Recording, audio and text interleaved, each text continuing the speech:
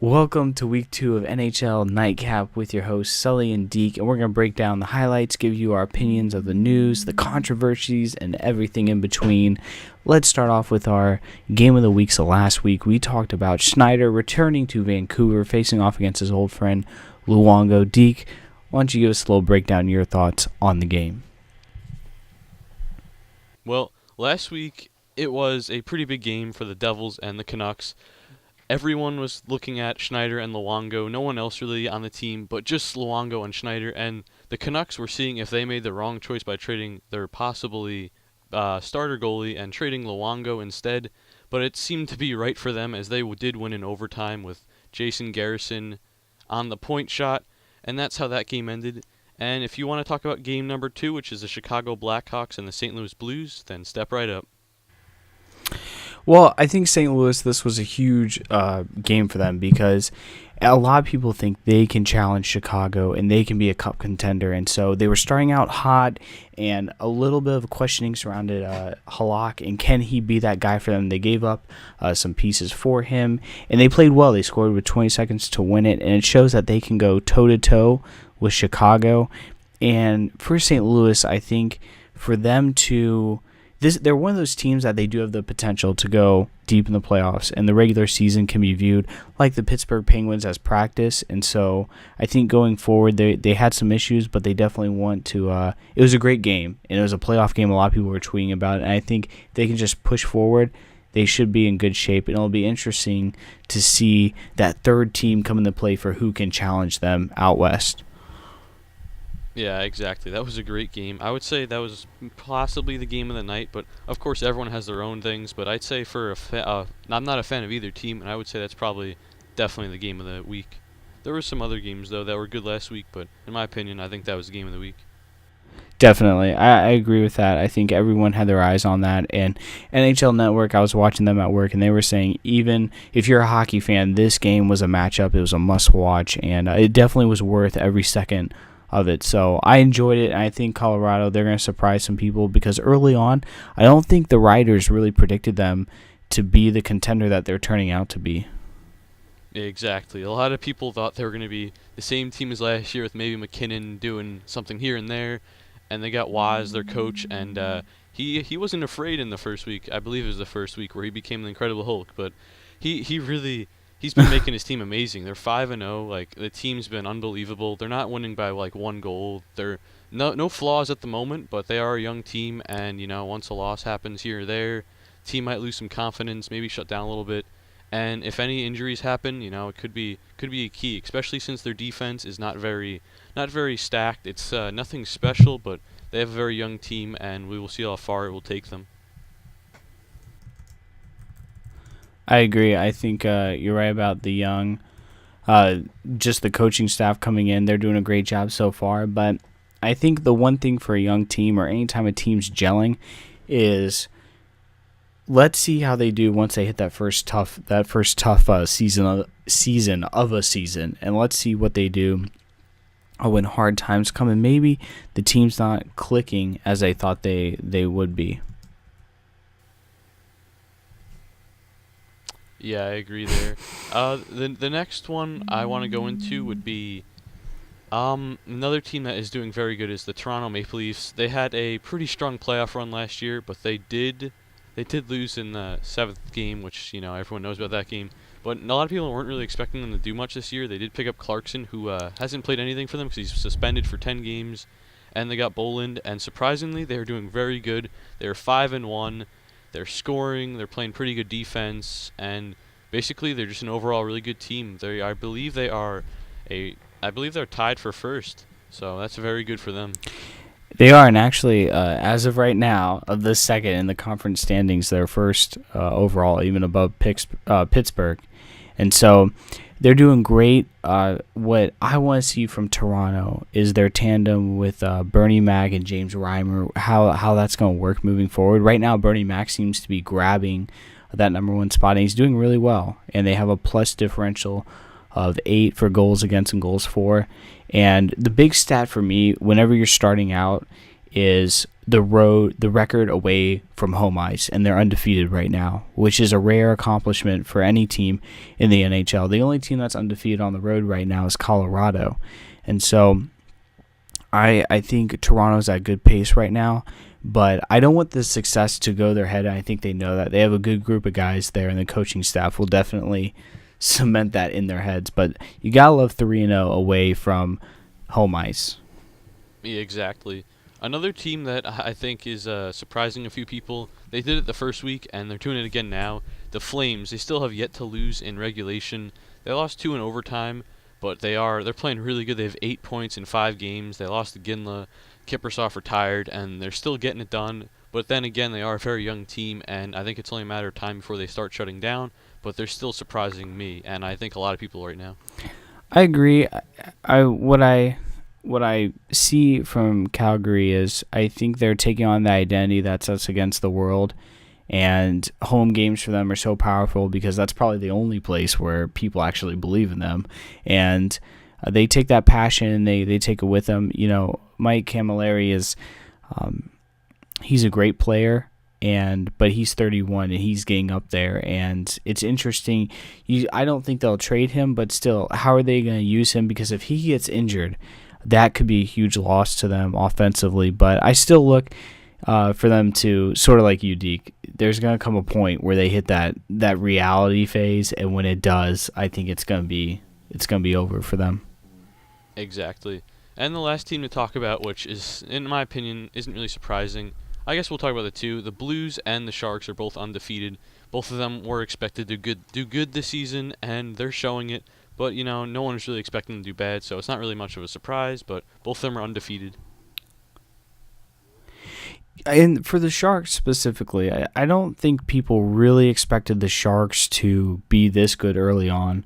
Hurdle's played amazing with his 4 goals, and we'll get into what he did a little bit later. But if you look at their roster, they have a mix of old guys, but they have some talent that's they don't.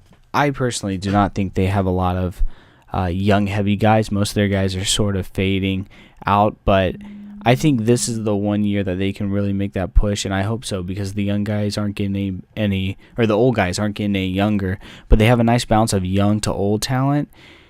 So I like what they're doing. They have Dan Boyle. You know, we already know about Hurdle. It's going what I think. Joe Thornton, I think he knows his clock is ticking, and he wants to do really well. And if they can keep up their high scoring offense, they should be a very powerful team. I don't know if they're going to challenge Chicago and St. Louis as well as other people may think, but they have the potential. Yeah, exactly. This first week looks pretty good for some teams, and for others, it looks pretty bad. There are a bunch of teams that are really, really disappointing. I'm just going to briefly go over the ones I think are disappointing. Buffalo Sabres being 0-5-1 to start it's not really a shock because they weren't really expected to go far, but that's pretty disappointing for them. The Rangers, Flyers, and Capitals only have 1 win, and the Devils have yet to get a win. Going into the Central Division, Minnesota did start up pretty struggly, but they are moving up a bit, and the Oilers are back where they were, 1-3-1, only 1 win. And that's about it. No other teams are really playing that bad, and we already covered the great teams, and we will see what next week brings for how good the standings will be and how much they'll be changed. All right, so the players, there are some players that we want to talk about, and Deke, why don't you kick off this portion of the podcast? Well, to start off with, there is a very underrated and a very, not overrated, but a player you could expect to be there. Sidney Crosby has 9 points. He's gotten a hat trick in his last game, and he's got 9 points, which is very good. He's leading the league. And right under him with 8 points is a guy many people might have not heard of until recently, his 4-goal night and his breaking goal that has over 3 million views on YouTube. His goal is, in my opinion, probably going to get goal of the year, but his name is Thomas Hurdle, and he surprised a lot of people. He got 4 goals the one night. He's got 2 goals the game before that game, and he's got 1 goal in his last game. He's got 7 goals in 5 games, and he is only 19 years old, and he's surprising a lot of people on the Sharks.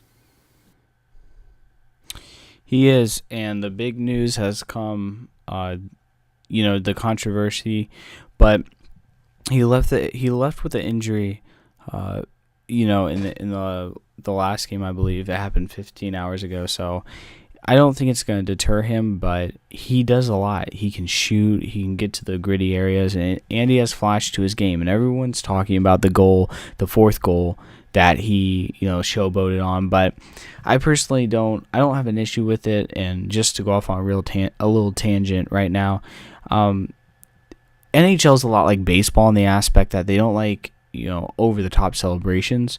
But I think hockey this can help their brand personally, and I think they shouldn't shy away from what he did, because either way, if he didn't score, he'd look like an idiot, right?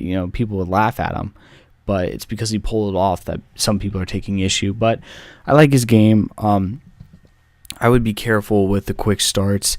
A guy gets up there in goals and points, and people start talking about him, and then teams are going to key in on him. When they play the Sharks, they're going to look to stop Hertl. And so let's wait for throughout the season to buy or sell on Hertl and see, because teams are going to put the book on this kid. It happens with every superstar, and teams will adjust. And so let's wait and see before we go to buy or sell on his stardom in the NHL, and let's see how serious of a goal scorer he is when defenses key on him. Yeah, exactly. Especially since he's so young and no one really heard of him till this year. Well, not even this year. After that 4-goal game, then people really started looking at him. But besides that, no one really knew about him. But now we will move on to our next segment, which is the games of the week for this week. And let me tell you, there are a lot of good games. Sully, do you wanna recap some of your favorites, or you think that will be the best this week? I do. I have a few game of the weeks that I think you guys will really enjoy, just not only from a fan's perspective, but just from two teams coming in, fighting for position. One that I have myself is Tuesday, San Jose and St. Louis. These two teams will probably come in, or they are going to come in, undefeated, both of them. One of them is going to lose. One of them is going to take that first loss. Huge game. And the second game that I would think personally is very big, in my opinion, is Detroit and Colorado. On Thursday, Colorado is having a hot start. A lot of people are talking about them, but Detroit has some youth, veteran leadership. They also have Howard in net. I think this is going to be a test for Colorado to see if they're a legitimate team that their record is proclaiming them to be. I agree. There are also some pretty big rivals going on. There will be the Pittsburgh Penguins at the Flyers, and that will be on Thursday the 17th. And that game is going to be pretty big. The Flyers starting out 1-5. They really want to get out of their slump, but they got to go up against the Penguins. They do play the Canucks on the 15th, but that's also a very good team. But against the Penguins, they're huge rivals, and they're usually pretty good against the Penguins, but I feel like the Penguins could slaughter them, and they don't want to start off going like 1-7 or something like that. And my next game, which is, in my opinion, is a very big game, is the Rangers and Devils, which is happening on Saturday the 19th of October. And this game, to me, has a lot of meaning because both teams are playing very, very bad. Both are struggling. One is struggling under their new head coach, and one is struggling under the huge offseason. And it'll be really interesting to see who wins that game, and that's a huge rivalry going on there. I agree, and there's one game that I was looking at that definitely I would key in on, and I overlooked it actually, and I apologize for that, is St. Louis versus Chicago, the rematch from this past week, and it's playing, I believe it's playing, at United Center, and so the rematch of what took place, St. Louis winning in the final waning moments of the game, coming back, and this is a good rebound game for Chicago. Everyone's talking about St. Louis now, so the storylines going into this game will definitely pay attention to leading up to the game and definitely after the game. I didn't even see that either, so that's going to be really interesting. Steen won the game with about 14 seconds left, so Chicago was utterly shocked and probably pretty sad after that one, and definitely want to get rematch over this one, especially at their home. But we will see what happens there. I think there are a lot of good matchups this week. Really, there's looking from the first game to the last game of the week, there are a lot of good games, and it should be a very exciting week, and hopefully some interesting stuff happens this week. Definitely, and so we will let it go from there, and we'll see you guys next week to recap these past game of the weeks. Have a great one. Take care, guys. We'll talk to you later.